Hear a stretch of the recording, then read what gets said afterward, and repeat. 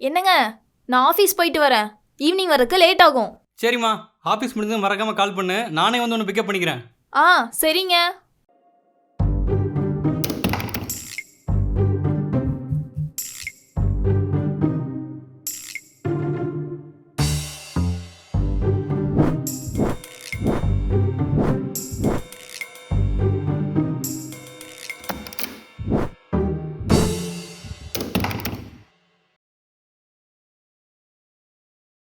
Hello Oviya, என் wife office கிளம்பிட்டா. சீக்கிரம் வந்து late பண்ணாத, உனக்கு ஒரு சர்ப்ரைஸ் இருக்கு.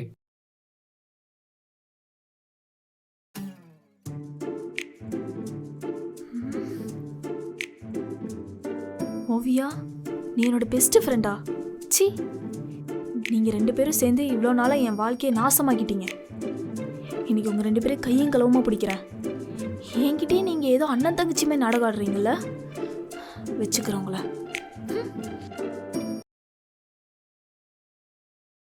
ரொம்ப நாளாக உனக்கு இதை கொடுக்கணும் தப்பிச்சிட்டு இருந்தேன்.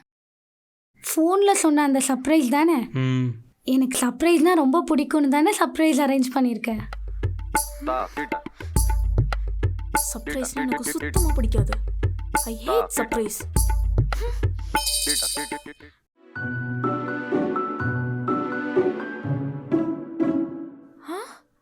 மோதிரமா? இது வயிறு மோதிரம் தானே? அடோ பாவி, கட்டின பொண்ணாடிக்கு இது வரைக்கும் ஒரு டைமா இதை வாங்கி கொடுத்துருக்கியா? அவளுக்கு போய் ஒன்றுனா எனக்கு முதல்ல அடிக்கணும். எங்க கிடைச்சிருச்சு. ஓ மை காட், என் லைஃப்பில் இப்படி ஒரு சர்ப்ரைஸ் கிஃப்டை நான் பார்த்ததே இல்லை. எந்த ஒரு பொண்ணாக இருந்தாலும் இந்த கிஃப்ட்டுக்கு மயங்கிடுவா. நீ வேணா பாரு, இதை விட சூப்பரான ரிங்கா என் ஒய்ஃப் பர்த்டேக்கு நான் வாங்கி தருவேன்.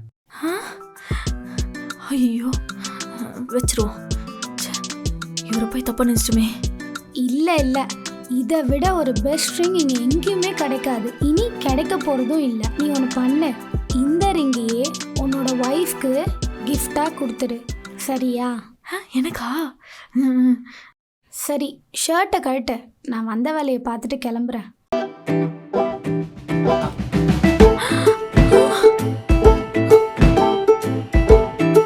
இல்லை, நான் என் ஒய்ஃப் கிட்ட தான் ஹார்ட்டில் போட்ட டேட்டோ ஃபர்ஸ்ட் டைம் காட்டுவேன். வேறு யார்ட்டையும் காட்ட மாட்டேன். மகா ரொம்ப லக்கி.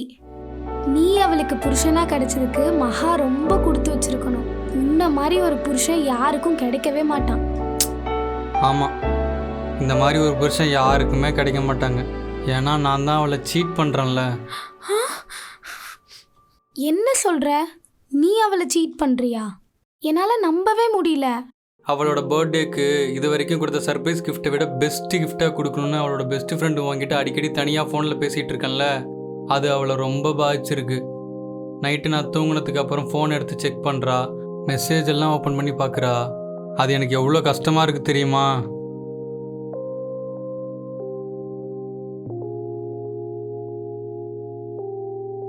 மகா, நீ ஆஃபீஸ் போல? இல்லைங்க, நான் ஆஃபீஸ் போகல.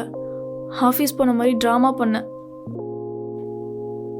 உங்கள் ஆஃபீஸில் எல்லாரும் உங்களுக்கு இன்னொரு பொண்ணு கூட அஃபேர் இருக்குன்னு சொன்னாங்களா, அதனால தான் நானும் உங்கள் மேலே சந்தேகப்பட்டேன். என்னை மன்னிச்சிருங்க. சரி மகா. நீ என்ன மன்னிச்சிடுறி ஓவியா? ஃப்ரெண்ட்ஷிப்குள்ளே எதுக்குடி சாரி எல்லாம் விடு. சரி, நான் ஆஃபீஸ் கிளம்புறேன். நீங்கள் என்னோட பர்த்டேக்கு தானே பிளான் பண்ணுறீங்க? நான் சர்ப்ரைஸாக வரேன், சரியா?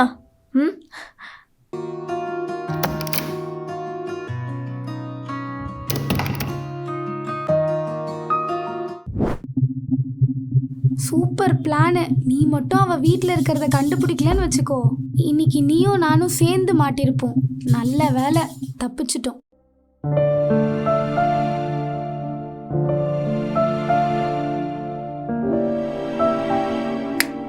அவளை விடு.